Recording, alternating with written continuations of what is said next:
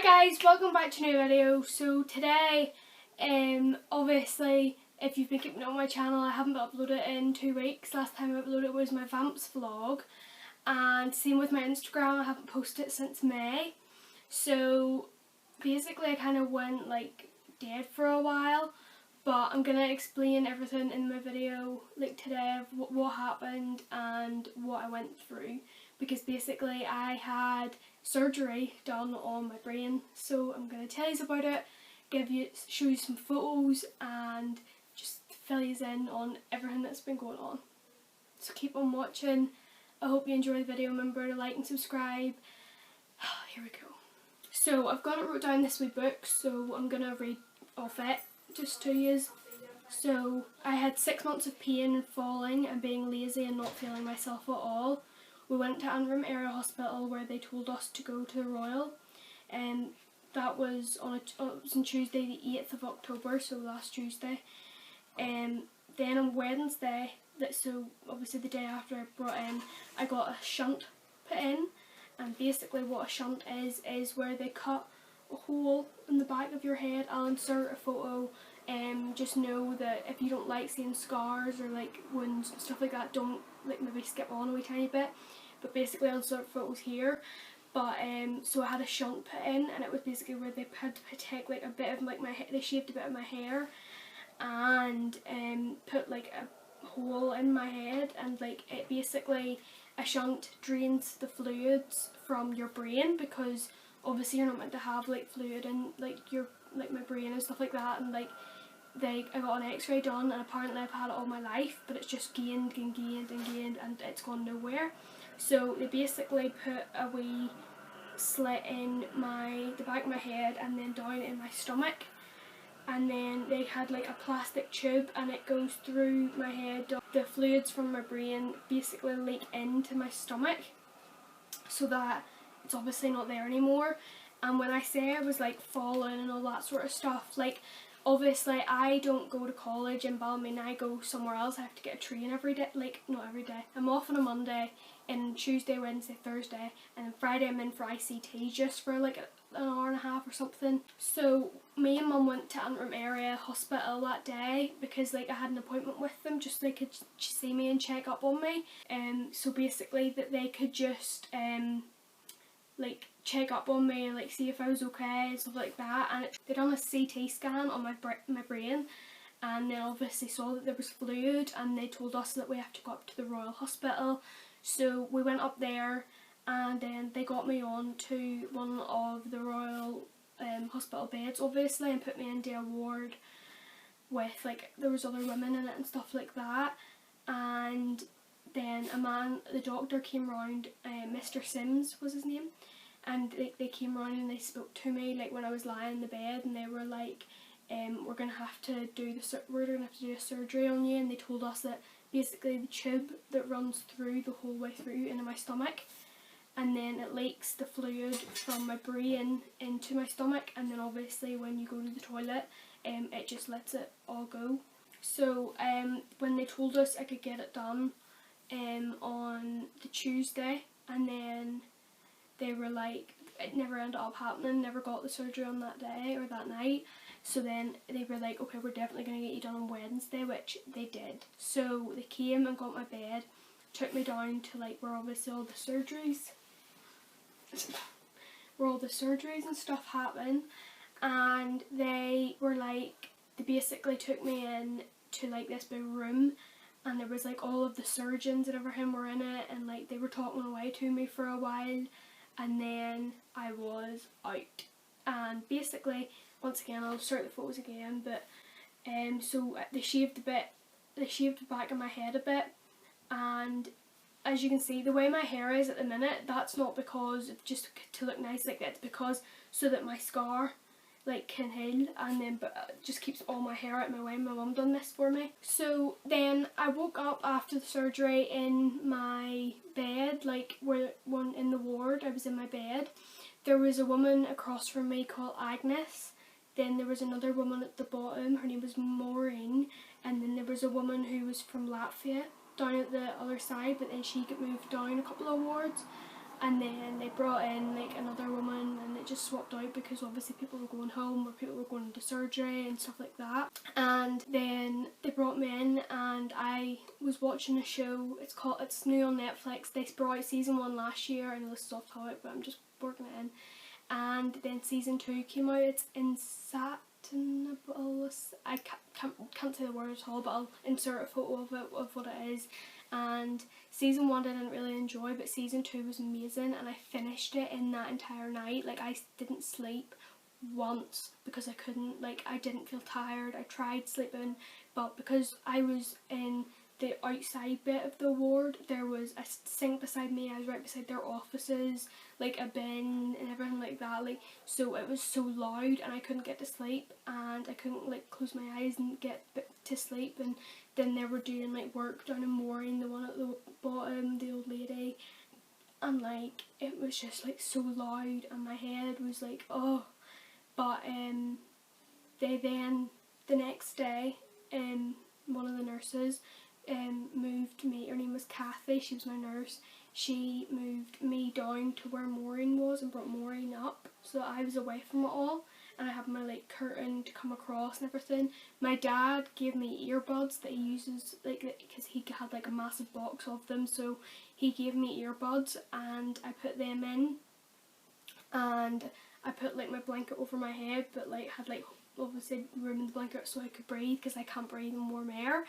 I know that sounds weird, but like I couldn't keep myself under the full blanket with no air and stuff coming in, because it would just be warm air and I can't breathe in warm air. Like in a car, if I was in a car, like I couldn't breathe if it was just full on blast and warm air and there was no like fresh air anywhere. So being in that ward, I was in there for 6 days, and like not being able to go outside and all that sort of stuff. But then when on the day after my surgery, so another thing, obviously my sister Laura and her boyfriend Daniel, they live in Belfast, and then my mum and obviously me and my dad live all in this house with Daisy and Minnie, our cat and dog. And they basically they stayed here. Like my mum offered to stay in hospital, but I said no because I didn't want her just sleeping in the chair beside the bed, so she had to go home and get like a proper sleep. So obviously when I was lying in the ward I couldn't sleep and I was awake and everything. I got through that full series of that TV show. So then the next day I felt awful, like when I was there at 7 o'clock and I still hadn't slept, and then they were coming around with breakfast and they opened it up and then they made me fresh toast, and I just had a glass of milk. They kept offering tea or coffee, but I don't like tea or coffee, so I just had milk. I was like struggling to even keep my eyes open, but still couldn't sleep. So when they brought me my toast and my milk round, also saying that the toast in the hospital, the Royal Hospital, unreal. It's the best toast I think I've ever had. It's so good. But that's not important, and it's a side note that I didn't need to get onto at all, but I still managed to. So then my sister and my mum just kept coming every single day, like just sitting with me and chatting, and I kept trying to sleep and I couldn't. And then we got to the issue of trying to go to the bathroom and I couldn't. So this gets kind of grim, not grim, but like weird sort of. So if you want to skip on a bit, I'll put a time somewhere on the screen where I'm not talking about this anymore, but I'm going to be talking about basically peeing and pooing. I couldn't pee and I kept feeling the urge that like I felt like my bladder was full, which is obviously from the fluids from my head and everything, and needing to pee as well because I'd been drinking like cordial, diluting, and all that sort of stuff, and I couldn't pee at all. My bladder was full and I couldn't pee, I couldn't get it out at all. So Kathy, my nurse, this is where it gets so strange, it's so weird talking about this, but Kathy, my nurse, had like this wee thing where it was like a wee tiny plastic thing, and she basically put it in where I needed to go to the bathroom, and I like pressed down on it and it all came out, all my pee, and it came up to like half a litre of like a milk carton of, that's how much pee was in my bladder. Then it got to the situation where I couldn't do number 2 in the toilet, so we got loads. I had to take a laxative. I had to take 2 laxatives to help me release stuff. But I also had to take like these medicines that were like really super sweet to help you go to the toilet as well, and it was just so disgusting. And I couldn't do it for a couple of days. I kept trying and I still couldn't, until it got to my last night where they told me that I could get home on Monday. And it got to that last night where my mum and dad were waiting, and then I finally done a number 2 in the toilet, and like I'd like talking to my mum and everything, and mum was like, I never thought I'd be so relieved to hear my daughter was being able to have a shit, basically. And so yeah, that was that weird awful story, and if you sat through it, fair play to you. So continuing on, so I finally went and released my second duty, let's call it, and I heard people saying that, this is a side note here right now, but I'm just going to say it now, I've had people commenting on my last makeup video and stuff. So as I was saying, sorry my camera cut off because I had to delete a pile of footage from like past videos. Basically when I had like relieved myself and everything, then my mum and dad went home and I went to sleep, and it was going to be my first night sleeping in the ward, the new ward bit I was in. It was amazing because I had my dad's earpods in, I had my face covered, and I could sleep finally. So, and I did, but then like I would like wake up, and like since Kathy done the wee rod thing, the number 1, I've been able to pee fine. I'm back to using the toilet regularly. I'm back to using the toilet regularly. Oh my god, I can't say that word. But you know what I mean, okay? And I know I can't say that word, and I didn't realise that I couldn't say that word, but apparently I can't regularly. No, I'm not going to try anymore. So, anyway, I had seen that people were saying that, like beforehand, I was so skinny, and I used to get called anorexic when I was in school by people, which I'm not even going to get into because I'm not going to start on that. But then, it's been people saying like she seems so different and she's a different person, and she's just acting like not the same, like this, like she's gained weight. You can tell from her face, and you can, because you can literally see like a double chin, like like you can literally see like a double chin and stuff there, but that's just because I've been lying in a hospital bed for the past week, not moving about or anything. Now getting on to me up and walking around the hospital. So mum had always helped me with the bathroom and like take me to the toilet and like help me in the morning time to brush my teeth and all that sort of stuff. So basically an occupational therapist came over to me and my sister when my mum and dad were down at the cafe, and she asked me if she could go on a walk with me just down and up the corridor to see how my walking was going, and obviously I didn't really try it because I had mum every time, but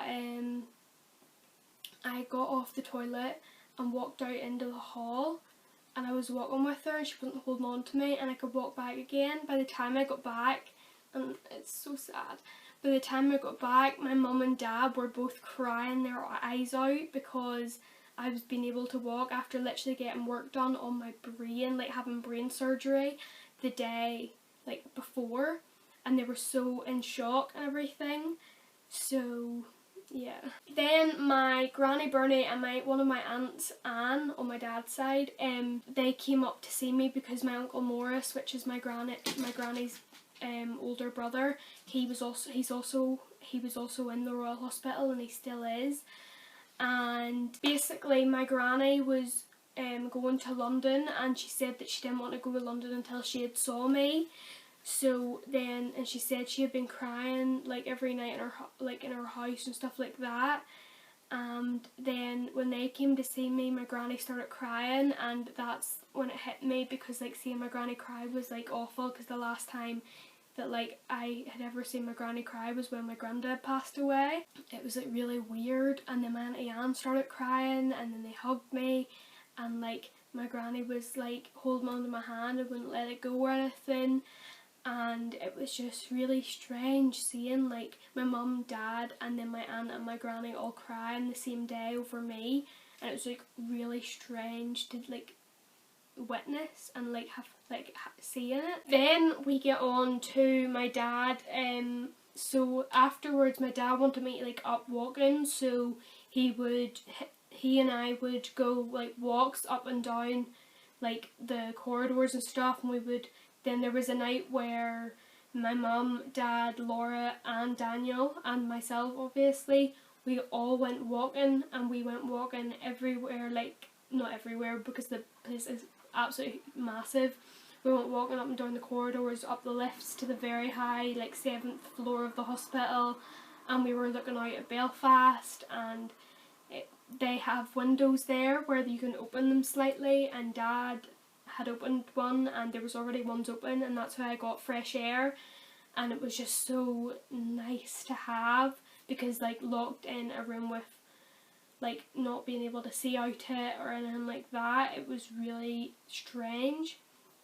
And I only got moved to Maureen's bed, which is the bottom, where there was a window. There was like two big massive windows where you could see out, and it was just so much more peaceful and calmer, and slept so much better when I was down there. My mum and dad would like come and sit with me, and then my sister, my mum and myself would all just sit and like play cards. Then we move on to getting home. So the occupational therapist, I'm just going to talk about her more, her name was Emma, and she done like certain tests on me, as I was telling you, and then she told me to close my eyes, which I done obviously, and she would touch certain parts of my body, and I'd have to repeat it. So she would like touch my shoulder, and I had to say like my left shoulder, my right knee, my back calf and my right leg, and my nose and stuff like that, like just normal like tests and all.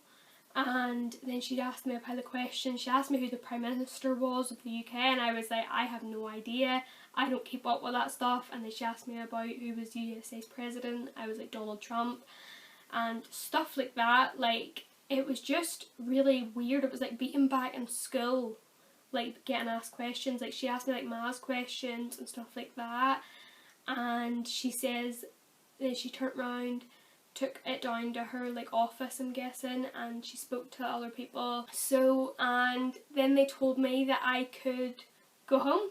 This was on the 14th, so yesterday, because I'm filming this on the 15th. And yeah, so they basically said that they could give me the all clear, and they gave me 2 massive boxes of laxative tablets, and they gave me one of the liquid laxative. They gave me the paracetamols that they were giving me, and these other tablets, but I can't remember what they're called. Yes, so that is where I've been for the past 6 months, what's been going on with my body and me. I know I haven't been posting, and I am sorry about that. I am going to start filming more for you. I have a haul planned from when I was at the ladies lock-in and doing like shopping with my mum and stuff like that. So I will see you in my next video. Remember to like and subscribe, and follow my social medias. My Instagram's linked down below. I love yous all. Have a great day now whenever you're watching this. I love yous. Peace out. Back to using the toilet regularly. Oh my god, I can't say it right, sorry.